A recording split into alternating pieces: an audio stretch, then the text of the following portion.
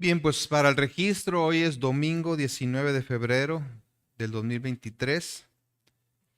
Estaremos cubriendo, si Dios lo permite, el capítulo 14, aquí en el primer libro de Samuel.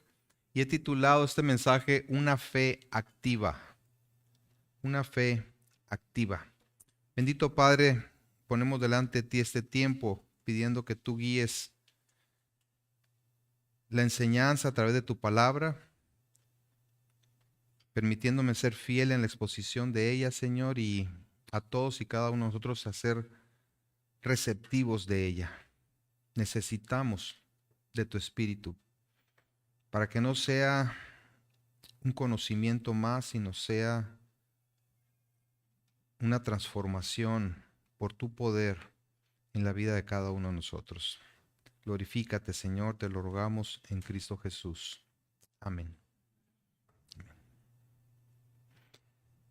Muy bien, pues en el capítulo anterior, en el capítulo 13, vimos que cierra con un par de hechos que establecen la base para lo que se relata a continuación en el capítulo 14. Si vamos al versículo 22, ahí en el capítulo 13, dice así: Así aconteció que en el día de la batalla no se halló espada ni lanza en mano de ninguno del pueblo que estaba con Saúl y con Jonatán, excepto Saúl y Jonatán su hijo, que las tenían. Y la guarnición de los filisteos, es decir, el batallón, el ejército de los filisteos, avanzó hasta el paso de Migmas.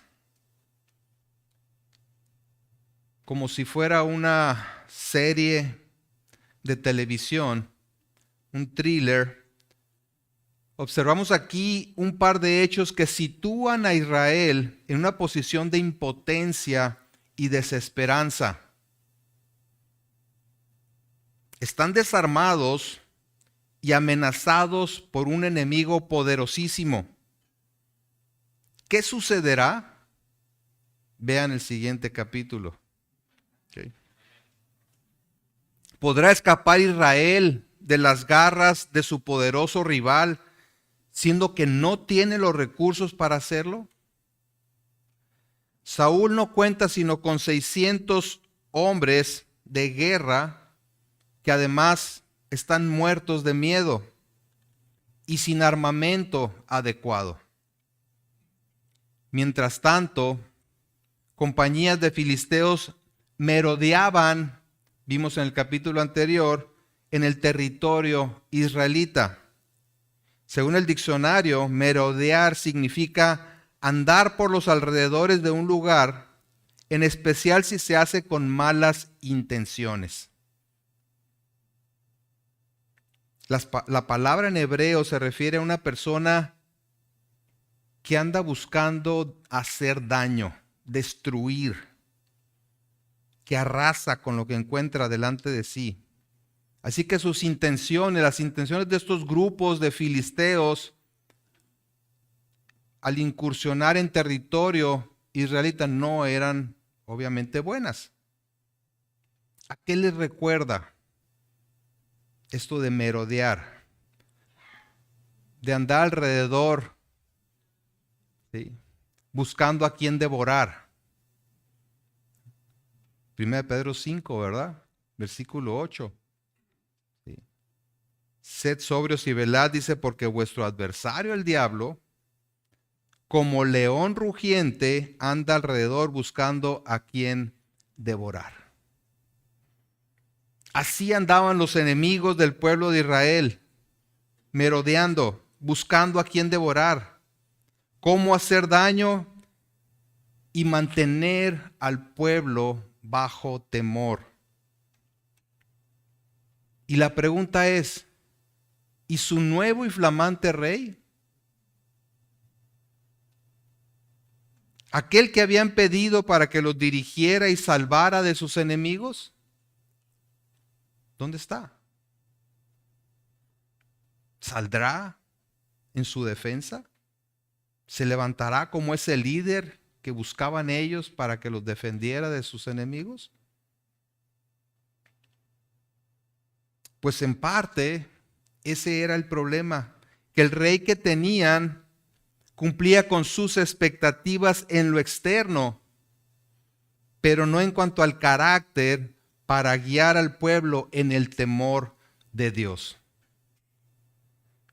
Veamos entonces el desenlace de esta trama, teniendo en cuenta que no importa lo difícil que sea la circunstancia por la que estemos atravesando, para Dios no hay nada imposible.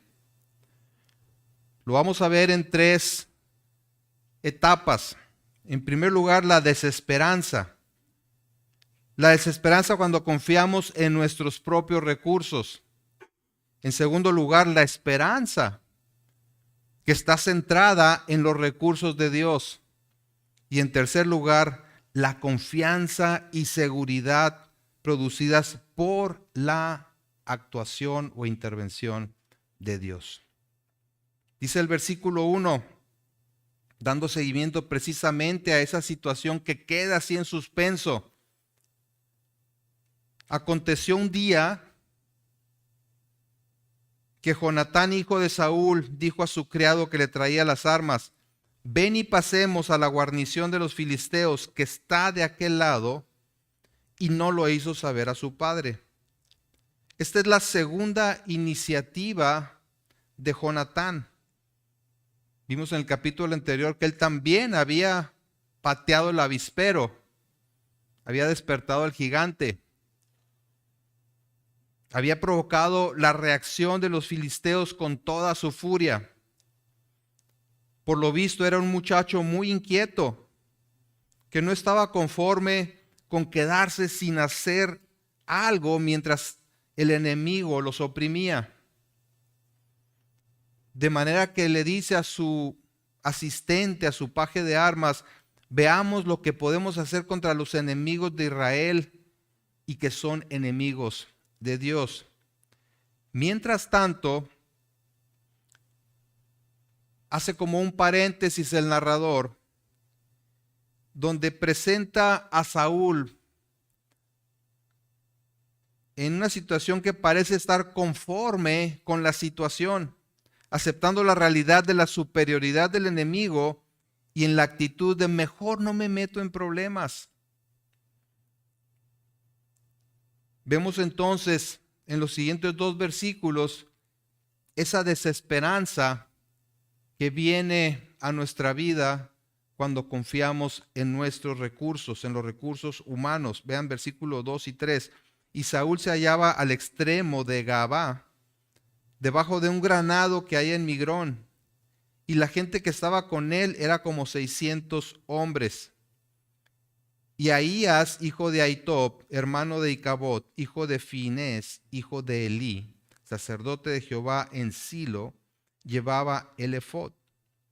Y no sabía el pueblo que Jonatán se hubiese ido. Es decir, Saúl estaba debajo de un granado. Si fuera playa hubiera sido debajo de una palmera, echándose aire, tomándose una piña colada o algo así, ¿verdad? Pero aquí yo creo que está tomando jugo de granada. Parece hallarse totalmente incapaz de hacer algo por aliviar la situación de Israel. Puso su tienda debajo de ese árbol y solo tenía consigo 600 hombres que, como ya dije, además estaban sumamente atemorizados. Y desde ahí envió traer al bisnieto de Elí. ¿Recuerdan a Elí? Aquel que Dios desechó por su pecado. Lo manda a traer para recibir apoyo espiritual. Curiosamente no llamó a Samuel. No llamó al profeta Samuel. No lo dice aquí el pasaje, pero pienso que posiblemente estaba enojado con él porque lo amonestó debido a su desobediencia y le dijo que sería desechado como rey, dando lugar a otro rey conforme al corazón de Dios. Así que prefiere recurrir a un sacerdote descendiente de Elí, cuya familia había sido desechada del sacerdocio por causa de su pecado. Es decir, se juntan dos rebeldes. Saúl, desobediente a Dios, y un descendiente de Elí. En lugar de arrepentirse y buscar la restauración, Saúl se mantiene en su postura orgullosa. En lugar de buscar la dicha del perdón de Dios, busca el consejo de los malos. El Salmo 1 dice: bienaventurado el varón que no anduvo en consejo de malos. Es decir, una persona dichosa, bienaventurada, es el que anda en el consejo bueno. Y lo dice más adelante el Salmo, ¿verdad? Sino que en la ley de Jehová medita de día y de noche y encuentra su delicia en ella. Pero bienaventurado el varón que no anduvo, que no se involucró en el consejo de los malos. Pero Saúl, en ese declive espiritual que estaba sufriendo, busca el consejo de aquellos que realmente no son aptos para aconsejar. En contraste, su hijo Jonatán emprende una aventurada misión. Una misión que brinda o está basada en la esperanza, no en sus recursos, sino en los recursos de Dios. Entonces, en contraste con su padre, con Saúl, que confiaba en sus propios recursos y que no tenía la menor esperanza, vamos a ver cómo Jonatán emprende esta aventurada misión con gran esperanza. Vean versículos 4 y 5. Y entre los desfiladeros por donde Jonatán procuraba pasar a la guarnición de los filisteos, había un peñasco agudo de un lado y del otro lado, y otro del otro lado. El uno se llamaba Boses y el otro Sene.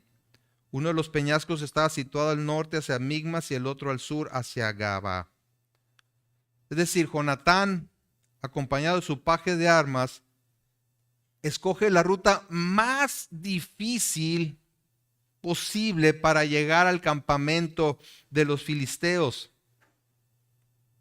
Quería caerles por sorpresa. Obviamente que si seguía la ruta directa a Migmas, pues iba a ser visto por parte de los filisteos y sabrían que venía directamente de Israel. Pero no. Él busca esa ruta muy difícil, sumamente escarpada. Dice aquí que era un peñasco agudo de un lado y otro del otro lado. Era dos rocas altísimas y en medio apenas podían pasar.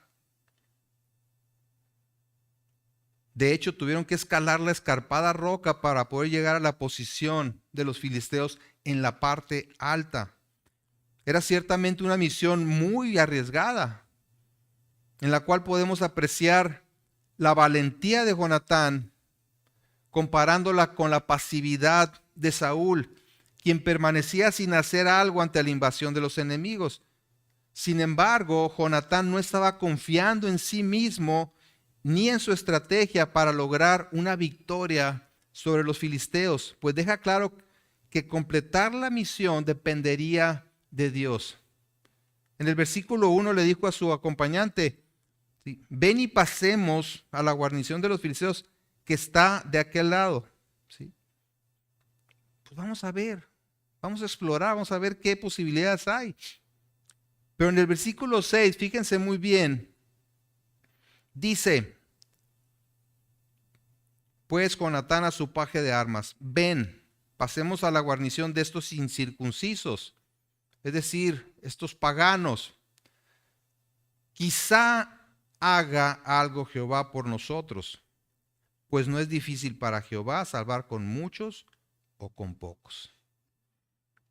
Lo que aquí vemos es que en su determinación por hacer algo, Jonatán no afirmó o declaró que Dios haría algo por ellos, sino que lo deja en una posibilidad.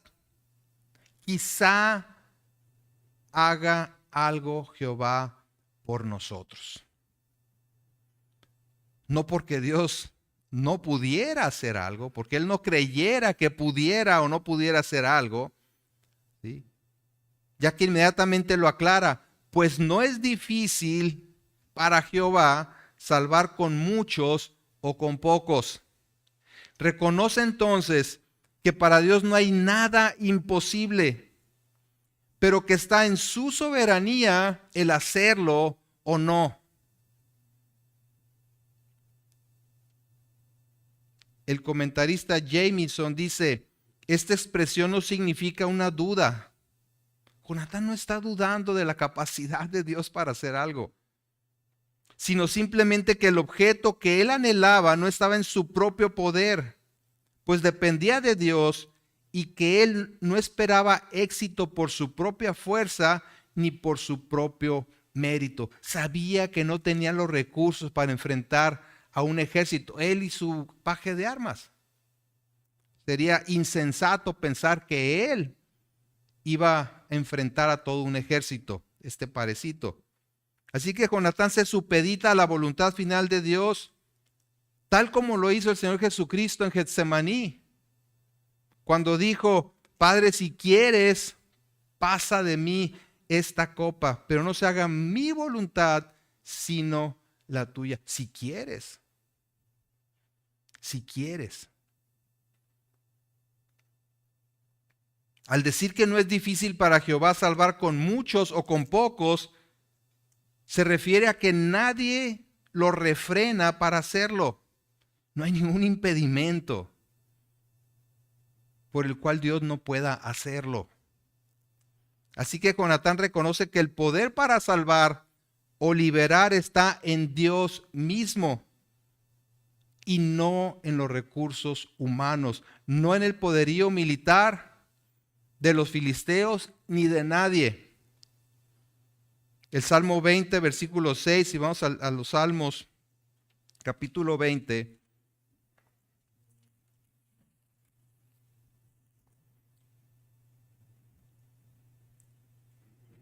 El salmista, que es David, lo expresa de una manera muy contundente. Dice el Salmo 26. Ahora conozco, dice, ahora conozco que Jehová salva a su ungido. Lo oirá desde sus santos cielos con la potencia salvadora de su diestra. Estos confían en carros y aquellos en caballos, mas nosotros del nombre de Jehová nuestro Dios tendremos memoria. Nos acordaremos de Dios. Ellos flaquean y caen, mas nosotros nos levantamos y estamos en pie. Eso expresa una total confianza y dependencia en el Señor. Jonatán entonces manifestó una fe activa, que no es una fe presuntuosa,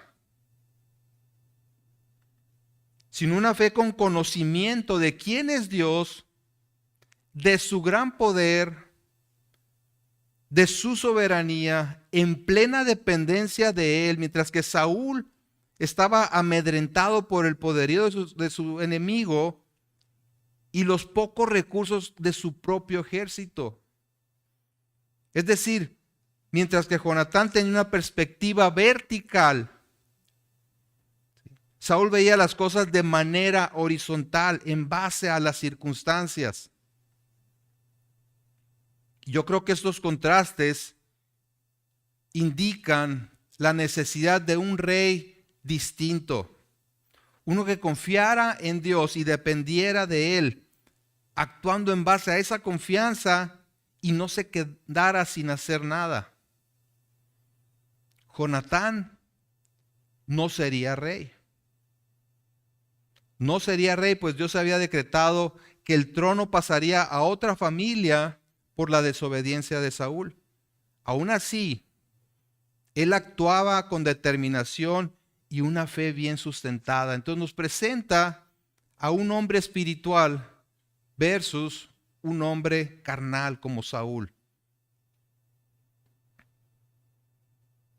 Esto también nos enseña que debemos ser valientes y determinados, no por nuestras capacidades y fortalezas, sino por la ayuda divina.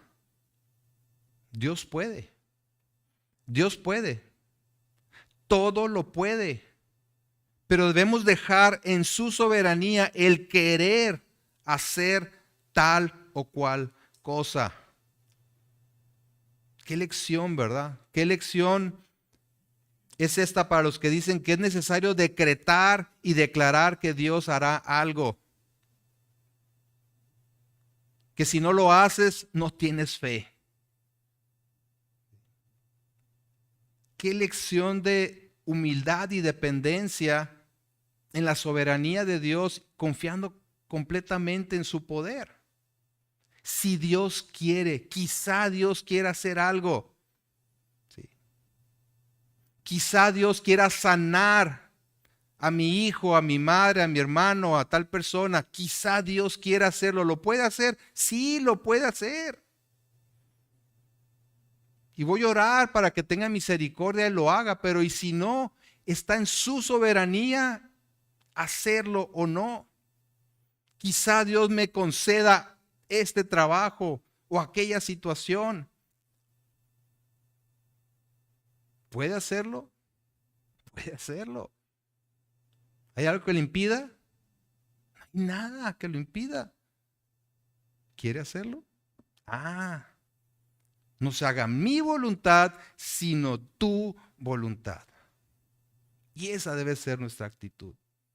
Esa debe ser nuestra manera de acercarnos a Dios. Con plena confianza en que Él puede. Y yo le creo. Pero que no necesariamente quiere darme lo que yo quiero, sino lo que yo necesito. Y Él sabe mejor que yo. ¿Sí? Vemos enseguida la señal para avanzar o retroceder. Contando con el apoyo de su asistente, Jonatán determina avanzar. Pero está en una situación de esas que no sabe, ¿verdad? Con certeza qué dirección tomar. Entonces pide una señal de parte de Dios para avanzar. Vean el versículo 7 en adelante. Y su paje de armas le respondió: haz todo lo que tienes en tu corazón. Ve pues, aquí estoy contigo a tu voluntad. Dijo entonces Jonatán: vamos a pasar a esos hombres y nos mostraremos a ellos. Si nos dijeren así: esperar hasta que lleguemos a vosotros, entonces nos estaremos en nuestro lugar. Es decir, no vamos a avanzar, no le vamos a entrar a los catorrazos con ellos. Okay. Y no subiremos a ellos, dice. Mas si nos dijeren así: subir a nosotros, entonces subiremos, porque Jehová los ha entregado en nuestra mano, y esto nos será por señal. Jonatán era arrojado, pero no estaba actuando en su propia prudencia, sino confiando en lo que acababa de decir, reconociendo que Dios lo puede hacer, pero no necesariamente lo quiere hacer. Entonces, Señor, dame luz, por favor, dime por dónde le entramos a esto. Acepta con agrado que Dios es quien dirige sus pasos y está dispuesto a acatar su voluntad. Frénate, me freno. Avanza, le avanzo. Debemos tener mucho cuidado. Eso es importante. Debemos tener mucho cuidado en no querer imitar esto como una forma para tomar decisiones en nuestra vida. Es que si se me abre la puerta esta, es que quiere decir que Dios... si les contara los testimonios de aquellos que pidieron una señal, que se les abriera una puerta como indicador de la voluntad de Dios, cuando estaban actuando claramente en contra de la voluntad de Dios, y Dios les abrió esa puerta, permitió que se abriera, para su desgracia. Pues lo vimos en la pedida del rey, ¿no? Tenemos un rey. ¿Qué? ¿Verdad? ¿Me están desechando a mí? Pero, o sea, no podemos hacer esto. Son eventos muy específicos que sucedieron en el pasado y que ciertamente nos enseñan algo, pero que no establecen una manera determinada de hacer las cosas. ¿Por qué? Porque hoy tenemos la revelación completa de la voluntad de Dios para guiar cada una de nuestras decisiones. Y en lo que no está directamente escrito, debemos seguir los principios bíblicos para discernir qué camino seguir. No estar pidiendo señales, sino seguir los principios bíblicos para tomar esas decisiones. Entonces, ¿qué pasa con aquellas situaciones donde tenemos más de una manera lícita de hacer las cosas? ¿Cómo saber cuál es la voluntad de Dios en determinadas situaciones que no implican desobediencia a su palabra? Ya sabemos qué hacer en lo que Dios prohíbe, ¿verdad? Ahí nos tenemos que preguntarle, Señor, ¿será tu voluntad esto? Ya, o sea, ya está escrito, ¿no? Bueno, pero hay situaciones donde aún algo que es lícito no necesariamente es conveniente, como dijo Pablo. Entonces debemos hacernos preguntas. ¿Qué deseo con esto? ¿Sí? ¿Cómo afectará mi relación con Dios y con los demás a mi alrededor? Y muy importante, ¿busco mi propia gloria o busco la gloria de Dios? Creo que este mismo pasaje nos ilustra al respecto. Jonatán no buscaba su propia gloria. No quería ser el héroe del pueblo. En la segunda parte del versículo 12 dice, sube tras mí, le dice a su asistente, porque Jehová los ha entregado en manos de Israel. ¿Quién? El Señor. El Señor, lo que iban a ver de ahí en adelante no era obra de Jonatán, era porque el Señor estaba actuando a través de él. Por ejemplo, si tengo la oportunidad de escoger entre dos ofertas de trabajo, lícitas las dos, en una me pagan considerablemente más, pero implica mucho tiempo en traslados por la lejanía del trabajo. Además me exige más tiempo y más dedicación. Sé que me afectará en mi vida espiritual y familiar porque tendré menos tiempo para mi crecimiento espiritual, para la familia y para el servicio en la iglesia. ¿Cuál escojo? ¿En el que me pagan más o en el que me pagan menos? ¿Sí? O sea, tenemos que ver realmente qué deseamos y qué implicaciones tiene cada una de las decisiones. Y aún habrá aquellas situaciones donde están muy parejas las opciones. No tienes que pedirle una señal a Dios, simplemente toma una de las dos, punto. Si son lícitas, no estás yendo en contra de la voluntad de Dios, ¿cuál es el problema? Pero en ocasiones la espera es una buena manera de conocer la voluntad de Dios. Esperar. Esperar. A veces pensamos que no, es que esta es la oportunidad y si no la tomo ahorita, la pierdo. ¿Verdad? Como los comerciales, eso, cómprelo ahorita porque nunca va a estar más barato que ahorita, ¿no? Y ¡pum! Al día siguiente oferta, ¿no? 50% de descuento. Pero esperar nos puede dar mayor claridad y además mostrar algunas cosas que de otra manera no podemos ver. Jonatán no se aventuró, no se apresuró. Algo que nos indica este pasaje es, pues voy a esperar la señal de parte de Dios. ¿Sí? Y una vez hecho todo este análisis, ahora sí, nos movemos con confianza, con plena seguridad en el Señor. Vean versículo 11. Se mostraron pues ambos a la guarnición de los filisteos, y los filisteos dijeron: he aquí los hebreos que salen de las cavernas donde se habían escondido. Recuerdan que muchos israelitas huyeron a esconderse en cavernas y en diferentes lugares. Hasta cruzaron otros el río Jordán ante la amenaza de los filisteos. ¿Sí? Y estas expresiones parecen indicar que los filisteos consideraron a este par como desertores de Israel. Se refieren a ellos como estos hebreos.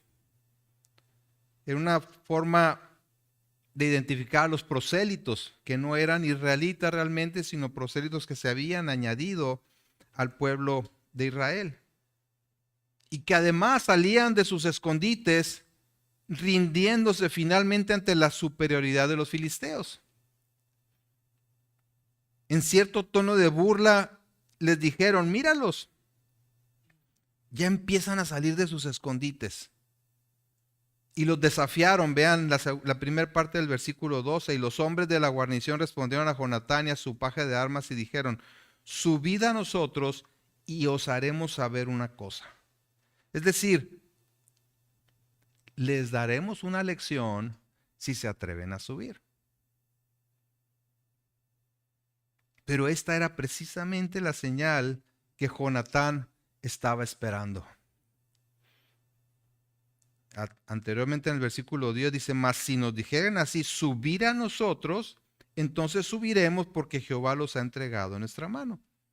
Y es precisamente lo que les dijeron: suban a nosotros. Ese quizá del versículo 6 ahora se convierte en una seguridad. Jehová los ha entregado. Antes era: quizá Dios quiera hacer algo. Ahora es: Dios no los ha entregado. ¿Sí? Dios había manifestado su voluntad y Jonatán estaba plenamente confiado en él. No había nada razonable en el asunto. No tenía lógica el asunto. ¿Cómo enfrentarían dos hombres a todo un ejército? No sé, me imagino a un reportero ahí preguntándole a Jonatán: oye, ¿cómo piensas hacerle? No veo aquí tu armamento, ¿verdad? Tu bomba nuclear o algo, un misil, algo. Y Jonatán dice: no lo sé. Lo único que sé es que Dios está de nuestro lado y Él sabrá cómo lo hace. Yo solo le creo y actúo. ¿Sí? Es la misma actitud que demostró David al enfrentar al gigante.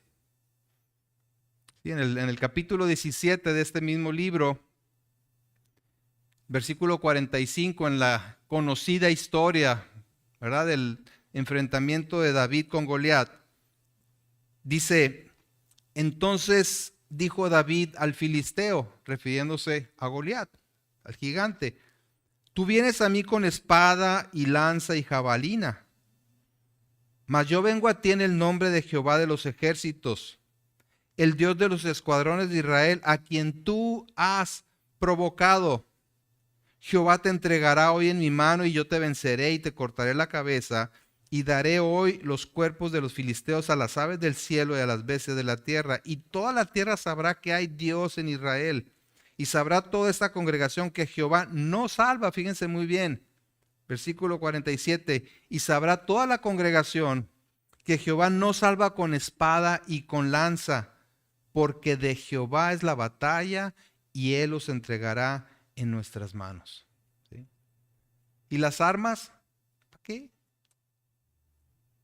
¿Sí?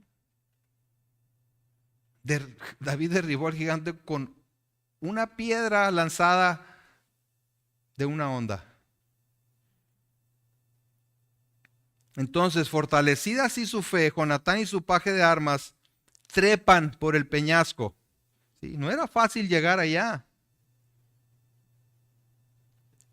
Dice el versículo 13, y subió Jonatán trepando con sus manos y sus pies, y tras él su paje de armas. Y a los que caían delante de Jonatán, su paje de armas que iba tras él los mataba. Una vez arriba, Jonatán avanzaba atacando a los filisteos, y su escudero los remataba. Y todo se volvió una gran confusión en el campamento de los filisteos. Vean versículo 14. Y fue esta primera matanza que hicieron Jonatán y su paje de armas, como 20 hombres en el espacio de una media yugada de tierra. Y hubo pánico en el campamento y por el campo y entre toda la gente de la guarnición. Y los que habían ido a merodear, también ellos tuvieron pánico y la tierra tembló. Hubo pues gran consternación. Una yugada, una extensión de una yugada, parece ser la extensión de terreno que una yunta de bueyes podía arar en una jornada. Es como lo medían. Así es que no se sabe con exactitud a qué superficie se refiere, pero al parecer está haciendo alusión a un espacio reducido de terreno. En este espacio ahí mataron a 20. Y cuando los demás vieron la situación, entraron en pánico. No sabían qué estaba pasando. Solamente veían ahí a los cadáveres. Y pensaron que un gran ejército se les había venido encima. Y para completar la confusión y el temor del enemigo, también la tierra tembló, dice. ¿Verdad? También la tierra tembló. Y los terremotos eran considerados como juicio divino. De manera que los filisteos ahora sabían que el Dios de Israel estaba detrás de este ataque. Además, Dios les mostraba su insensatez de confiar en las armas y hacía de sus espadas y lanzas los instrumentos de su propia destrucción. ¿Sí? Las armas de los filisteos se convirtieron en los instrumentos de su propia destrucción, en lugar de instrumentos para vencer al enemigo. Resultaron más fatales en sus propias manos, ¿verdad? Que si hubieran estado en manos de los israelitas. Recordemos que el ejército de Israel no tenía lanzas, no tenía espadas.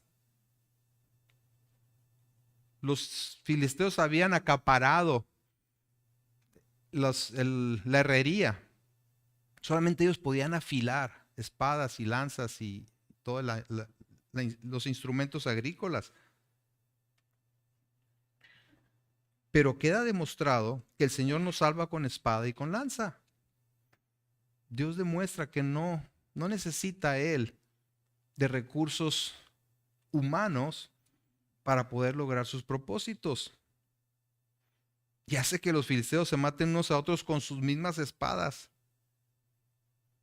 Cuando le creemos al Señor y le obedecemos, provocamos que el enemigo quede confundido y se tropiece con sus mismas mentiras y artimañas.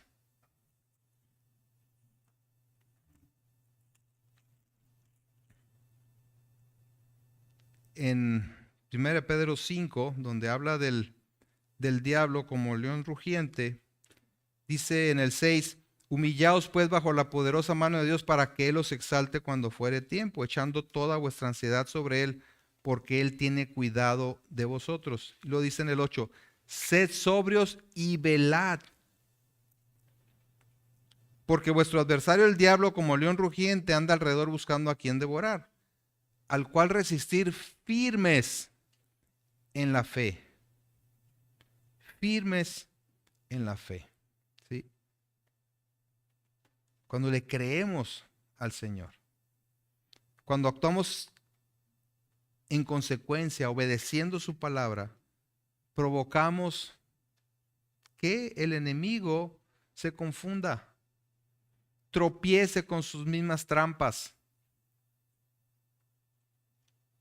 Y mientras esto sucede, ¿dónde está Saúl? Tomándose un jugo de granada. ¿Verdad? Versículo 16. Y los centinelas de Saúl vieron desde Gabá de Benjamín cómo la multitud estaba turbada e iba de un lado a otro y era deshecha. O sea, alcanzaban a ver desde el campamento de los israelitas, alcanzaban a ver lo que pasaba ya en el campamento de los filisteos. Versículo 17. Entonces Saúl dijo al pueblo que estaba con él: pasad ahora revista y ved quién se haya ido de los nuestros. O sea, él entró ahora sí la inquietud, ¿no? Oye, pues nosotros no hemos ido a atacar a los filisteos, entonces, ¿quién fue? ¿Qué está pasando? Pasaron revista y aquí que faltaban Jonatán y su paje de armas. Ah, caray, mi hijo. Parece que mi hijo es el que está allá. Y lo que se esperaba es que dijera, pues vámonos todos a apoyarlo, ¿no? Pero va en el versículo 18. Y Saúl dijo a Ahías, el sacerdote: trae el arca de Dios, porque el arca de Dios estaba entonces con los hijos de Israel. Pero aconteció que mientras aún hablaba Saúl con el sacerdote, el alboroto que había en el campamento de los filisteos aumentaba e iba creciendo en gran manera. Entonces dijo Saúl al sacerdote: detén tu mano. Y lo que revela esta sección es el desatino de Saúl como líder. Ya iba en declive Saúl, ¿no? Y comete error tras error. Viendo la confusión entre los filisteos, no se movilizó rápidamente, sino que ahora sí se la da de muy espiritual. Y decide consultar a Dios antes de actuar. No es que hiciera mal en consultarlo, sino que debió haberlo hecho tiempo antes, en lugar de estar plácidamente sentado viendo cómo los merodeadores causaban estragos en el territorio israelita. Y más aún, sabiendo que su hijo estaba con los filisteos, lo que debió haber hecho es unirse a la batalla de inmediato, pero no lo hizo. Mandó traer el arca, quería el apoyo de Dios, ahora sí. Pero al ver lo que estaba sucediendo del otro lado, dijo: detén tu mano. Es decir, ya, párale, no consultes, porque no necesitamos ya de una respuesta. Se dio cuenta que era momento de actuar. Y ahora sí, todos los israelitas, incluso aquellos de los que menos podía esperarse, se unieron en contra de los filisteos. Vean el versículo 20. Y juntando Saúl a todo el pueblo que con él estaba, llegaron hasta el lugar de la batalla. Y aquí que la espada de cada uno estaba vuelta contra su compañero, y había gran confusión. 21. Y los hebreos que habían estado con los filisteos de tiempo atrás y habían venido con ellos de los alrededores al campamento, se pusieron también del lado de los israelitas que estaban con Saúl y con Jonatán. Asimismo, todos los israelitas que se habían escondido en el monte de Efraín, oyendo que los filisteos huían, también ellos los persiguieron en aquella batalla. De repente a todo el mundo le entró la valentía, ¿sí? Ya ven al enemigo tirado, vencido, pues ahora sí van y lo rematan, ¿no? Lo ven corriendo, pues salen detrás de ellos para corretearlos. Muy convenientemente, ¿no? Es como esos que se cambian de bando de acuerdo a la situación, que son bien convenencieros. Aquellos que se identifican con los cristianos en lo que les conviene, pero que no se identifican como cristianos con la gente incrédula para que no lo rechacen. Bueno, pues al menos se unieron, tarde, pero se unieron. Y le echaron un montón y corretearon a los filisteos que estaban bien asustados. Pero lo que quedó muy evidenciado en todo esto es indudablemente que había sido Dios quien los salvó. No quedaba la menor duda. Dice el versículo 23, así salvó Jehová a Israel en aquel día. No fue Jonatán, no fue su paje de armas, no fue el ejército de Israel. Así salvó Jehová a Israel en aquel día. Y se cumplió lo que Jonatán había dicho. Pues no es difícil para Jehová salvar con muchos o con pocos. En este caso fue con bien poquitos.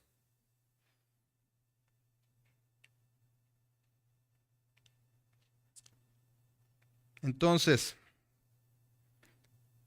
tenemos aquí el testimonio de un joven que no se quedó inactivo ante la opresión y abuso del enemigo, sino que actuó poniendo su confianza en el Señor y esperando en su perfecta voluntad. Quizá haga algo Jehová por nosotros.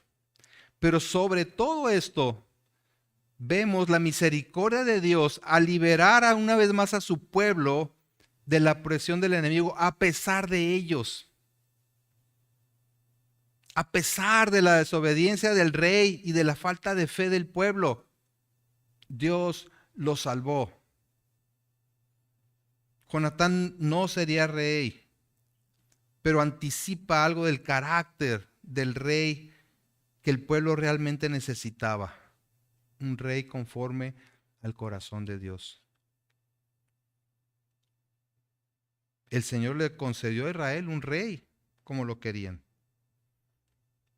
Pero también les dio una lección a través de Jonatán, quien tuvo más fe que su padre y no actuó en sus fuerzas ni para su gloria, sino confiando en el Señor, el poder de su fuerza y para la gloria de Él.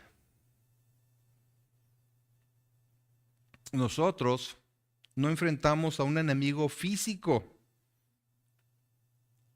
de carne y sangre que viene con espada, pero sí enfrentamos a un enemigo que viene con dardos de fuego o flechas encendidas para afectar nuestra fe y confianza en el Señor.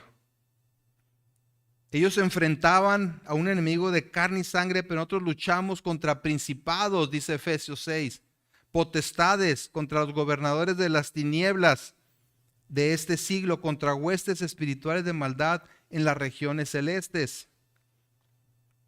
Ellos no tenían armas adecuadas para la batalla, pero nosotros tenemos toda la armadura de Dios. ¿Para qué? Para que podamos resistir en el día malo y, habiendo acabado todo, mantenernos firmes. Al igual que ellos, estamos en una batalla por la fe. Se trataba de creerle a Dios, de poner su confianza en Dios. Esa es la verdadera batalla que estamos enfrentando todos y cada uno de nosotros. Creerle a Dios. Sí, Dios dice, pero ¿le creo?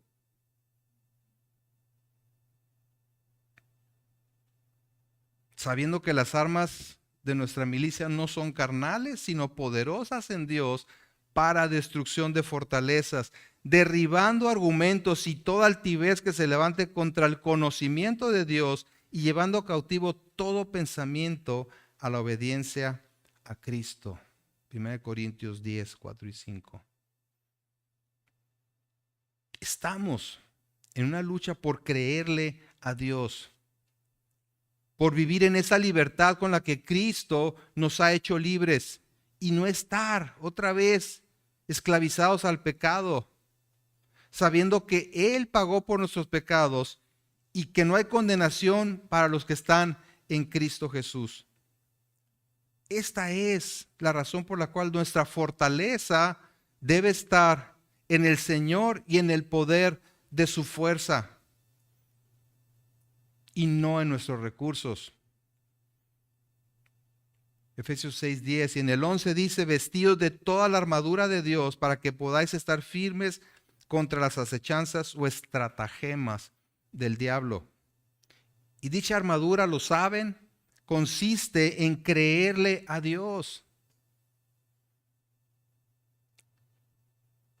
Es el Evangelio aplicado a nuestra vida. Es confiar en su palabra, es obedecerla, es estar firmes en el hecho de haber sido reconciliados con Dios por el sacrificio de Cristo, repeliendo las mentiras satánicas y las tentaciones mediante la fe en Él y seguros en la salvación logradas por Cristo. Esa es la lucha que enfrentamos y lo hacemos no en nuestras fuerzas, sino en el Señor y en el poder de su fuerza. El enemigo te hará creer que necesitas algo más para estar completo, que no puedes, que no tienes los recursos para enfrentar la tentación, para abandonar el pecado y vivir en victoria. Pero Dios ha provisto salvación en la persona y por la obra de Cristo y completa libertad de la esclavitud.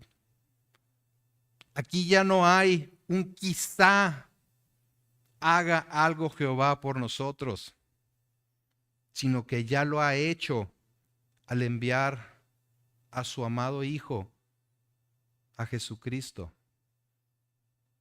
para que todo aquel que en Él cree no se pierda, mas tenga vida eterna. No es quizá Dios va a hacer algo, ya lo hizo. De tal manera amó Dios al mundo, ya lo hizo, que dio a su Hijo. Cristo ha venido a traer salvación a todo aquel que en Él crea, pues ha vencido al pecado al dar su vida justa para pagar por los pecadores.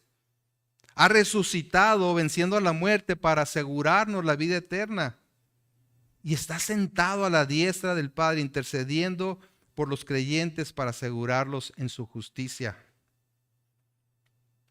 Se trata entonces no tan solo de saber quién es Dios y lo que ha hecho en Cristo, sino de creerle, de creerle, de creerle. Y ese es el clamor del apóstol Pablo en su oración de Efesios capítulo 3. Vamos a Efesios capítulo 3 y con esto terminamos.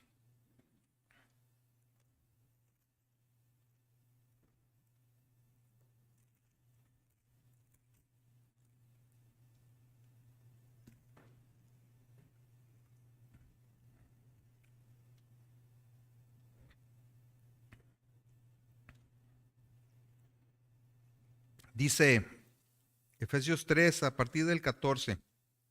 Por esta causa doblo mis rodillas ante el Padre de nuestro Señor Jesucristo, de quien toma nombre toda familia en los cielos y en la tierra, para que os dé, conforme a las riquezas de su gloria, el ser fortalecidos con poder en el hombre interior por su espíritu, para que habite Cristo por la fe en vuestros corazones, a fin de que arraigados y cimentados en amor, seáis plenamente capaces de comprender con todos los santos cuál sea la anchura, la longitud, la profundidad y la altura, y de conocer el amor de Cristo que excede a todo conocimiento, para que seáis llenos de toda la plenitud de Dios.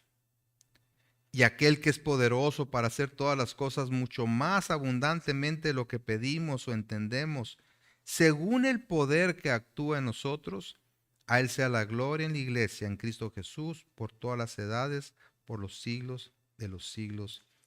Amén. Gracias, Señor. Gracias.